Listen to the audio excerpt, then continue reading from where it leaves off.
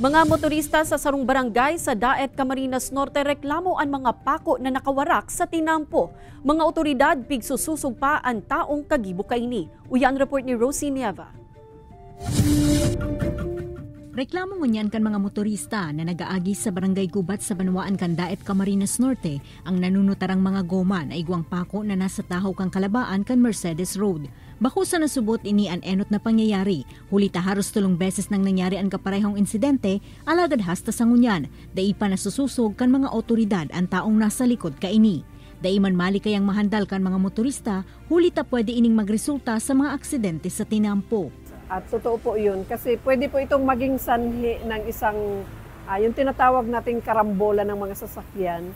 Kasi kung ang isang motorsiklo ay mabilis ang takbo, tapos biglang mapa-flat tire ng hindi lang isa o dalawang pako, so ang tendency po nun, sumabog yung gulong niya.